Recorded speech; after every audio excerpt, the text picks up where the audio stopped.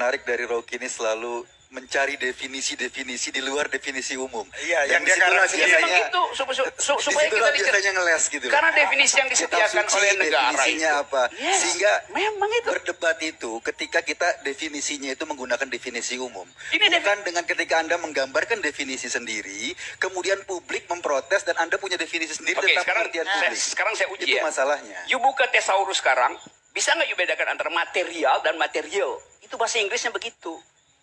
Dibedakan. Di sini Anda bicara pada publik Indonesia yang memahami boneka sebagaimana definisi Indonesia. dia salah sendiri. Kenapa nggak diajarkan Enggak, Anda kecerdasan yang berpikir salah. tuh? Anda yang salah sebagai seorang komunikator. Bukan publiknya. Apa karena bahasanya ketinggian mungkin Mas Eko? Ketika di Rocky sebagai komunikator berbahasa dengan definisinya sendiri, berbeda dengan definisi Oke. yang dialami publik, yang salah komunikatornya. Ya, saya bukan sengaja orangnya. memang saya sengaja untuk memilih cara komunikasi itu. Dan Kenapa ketika dia orang harus tidak sependapat dengan Supaya Anda, sengaja Enggak, karena enggak. supaya apa Bang Rocky? problemnya ketika Supaya kita orang nggak terangsang sependapat dengan berdialektika, Rocky, mencari raw dari iya, konsep. ketika orang nggak itu. sependapat dengan Rocky akan mengatakan dungu. Memang dungu. Problemnya adalah definisi yang diciptakan berbeda dengan pemahaman Abang, orang lain. Ini ya. Pertama, aku udah ikhlas kalau dibilang dungu. Enggak, belum. Habis itu yang kedua, karena anggap aja Mungkin aku segmen nanti. kayak lagi mahasiswa yang di kelasnya abang. Aku pengen nanya, Oke. tadi abang bilang abang ingin menciptakan sebuah ruang untuk berargumentasi gitu. Supaya pemerintah dengan kebijakan-kebijakannya, dengan keputusan-keputusannya seperti dipertanyakan kembali apakah ini benar, apakah ini baik untuk masyarakat, untuk Indonesia. Oke. Apakah itu berarti keputusan kebijakan pemerintah ya busuk semua atau cuma sekedar untuk supaya supaya kebijakannya lebih baik lagi? Gini ya, kalau pemerintah bikin kebijakan yang baik, saya nggak akan puji. Karena saya gaji dia untuk bikin yang baik.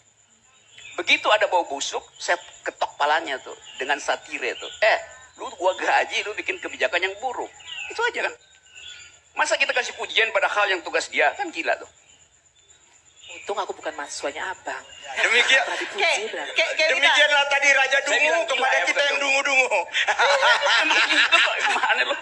Oke, silakan Ke. Bang, sebagai salah satu follower saya tuh mau tanya, bisa nggak sih abang tuh mungkin menulis sesuatu itu yang kalau tadi abang bilang, abang menulis itu supaya orang juga terangsang untuk belajar, untuk lebih memahami kata-kata sesuai dengan definisinya abang. Nah mungkin bisa nggak sih kalau abang menulis tuh yang memang kata-katanya secara umum bisa dimengerti definisinya gitu loh, nggak hanya sesuai dengan definisinya abang aja. Bisa, tapi kita tidak bertumbuh sebagai intelektual, sebagai warga negara. Karena kita batasi kosakata, kita lampaui itu mestinya.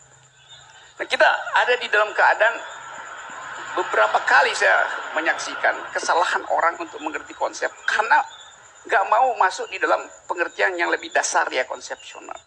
Di dalam jurnalisme itu namanya malapropism. Nah, saya pakai lagi istilah ya, cari ya, Ruhut ya. Tulis itu. Malapropism. Apa itu malapropism? Gini.